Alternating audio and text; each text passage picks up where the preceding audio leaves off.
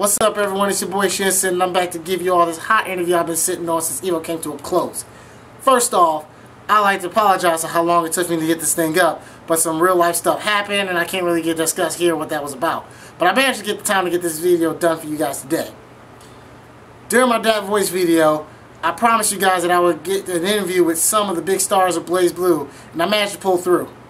I convinced someone to sit down with me and answer a few questions I had for them. Now, this video is out of the ordinary how I do interviews, because I like to actually do a face-to-face interview with the interviewee. But we ran short on time, so I did what I could, so forgive me for that. Anyway, without further ado, gamers and gamettes, I present to you runner-up of BlazBlue Continuum Shift 2 Evo Tournament, Mr. Lord Knight.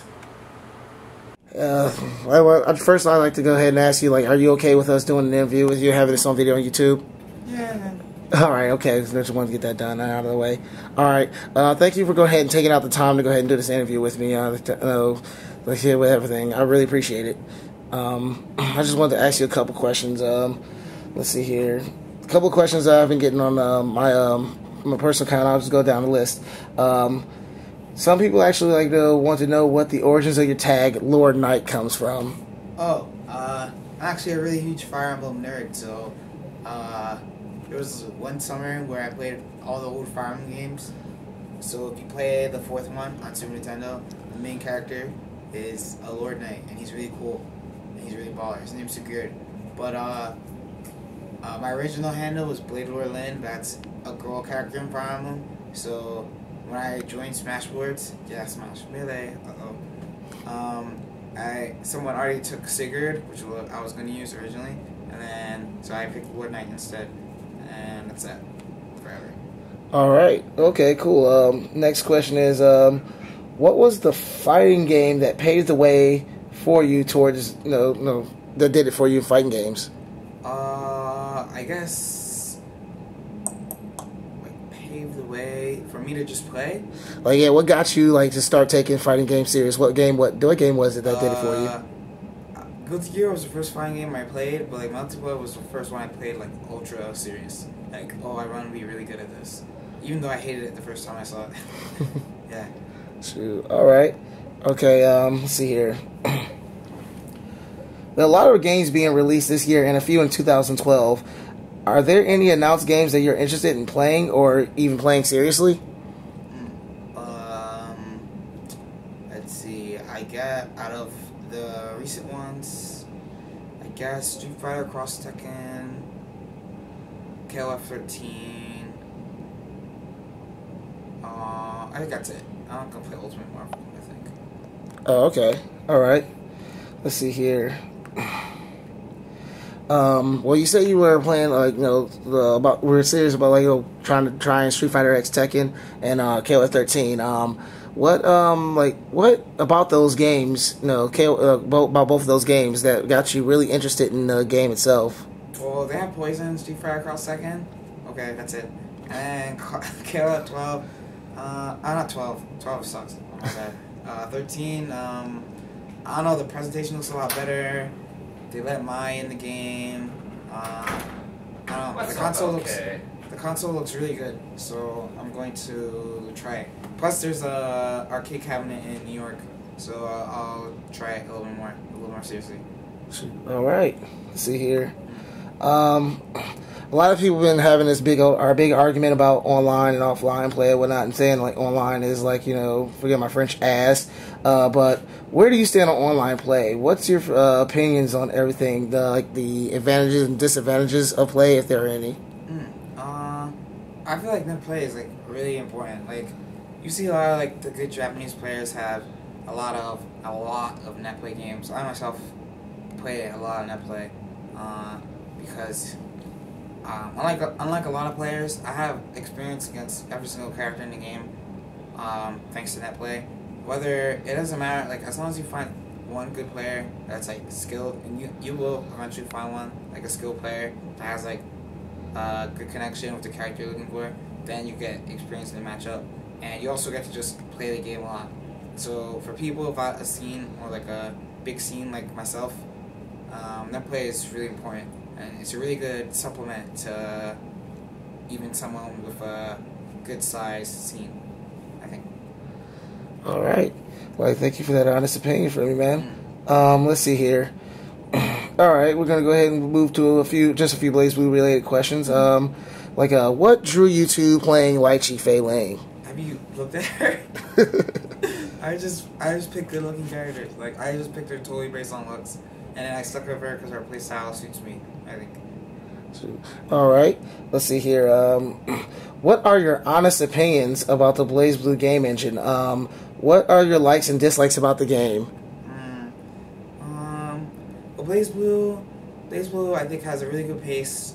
The game looks very good. It's like a very good high def sprites kind of game. The ground tech system is kind of unique because most games that have ground tech, the ground techs are totally invincible. I don't know why people actually don't complain about those ground rolls being invincible when in Blaze Blue, if you know that they're going to roll, or if you have some kind of setups that keep them from rolling, you can punish them for it. So I don't know why that gets a bad rap when other games that have considerable popularity or have good reputation, no one complains. I don't know, Vampire Savior is a good example of a game with invincible rolls, Marvel, etc., etc. The cast, I think, I actually don't like a lot of characters in the cast in the game. I don't like a lot of the characters' playstyles and what they do, but they do have a really large variety of characters and large variety of abilities, which keeps the game really fresh. So I think overall it's a pretty. I think at the start it wasn't that well made at CT, but they refined it really, really well. All right. Let's see here. Let's see. We're gonna go ahead and move on to other questions. I'm looking at just a list of right here. As a high-level player, what are the things you focus on in fighting games that got you to the level you're at right now? Well, I believe there is a correct way to play a character, like the character you pick in a game. So when I pick a character in a game that I'm playing seriously, I try to find the best correct playstyle, as in the best correct way to play them against all the characters and all the players I could possibly play. So I tend to play really safely across all games, and I tend to always try to find the best way to deal with the safest or the most correct way to deal with every situation, and the most correct way to let's say combo out of things, the best mix-ups, etc., etc. So of course I usually like watching the best players of my character when I'm learning a character, but I can't ignore that there are skill levels obviously below that, so I also have to play a lot myself and see the answers to the stuff that's lower and see how the top players get to the decisions they make. So that's another reason why I also like that play. All right. Okay. Oh, this is a good one. Are there any specific players you like to play in the offline setting that you have not had the chance to play? In Blaze Blue? In Blaze Blue, yes. Shit ton. Just list a few if you don't mind. I like to play Tsuchikawa Makoto, Cho Lychee, Shonen Lychee, Renjin, Koji Tanjin, Galileo Lychee or Taker, Metal Makoto, Buromete Lychee. My list is so long. Probably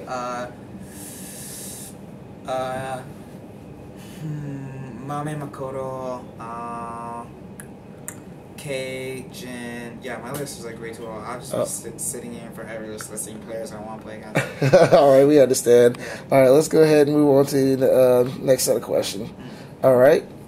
These are a couple about Evo, over the years and your experiences. At your first Evo tournament, how were your nerves? Where were they?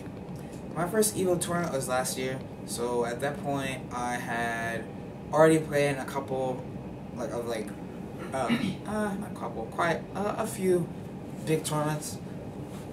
So my nerves are realistically, I get nervous in a tournament. Like, realistically, I know. Like, I get nervous. So, at this point, in playing tournaments, I know I get nervous. So, I can deal with it. Like, I recognize it's a feeling in my body. So, I recognize it. And I'm just like, okay, this is just my body being nervous. Whatever. And then just keep playing.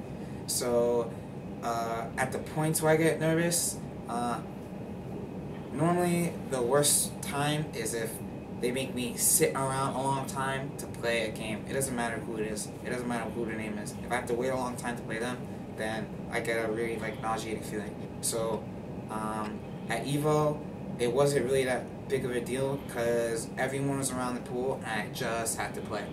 Last year I had to play actually, despite being, I guess it didn't matter.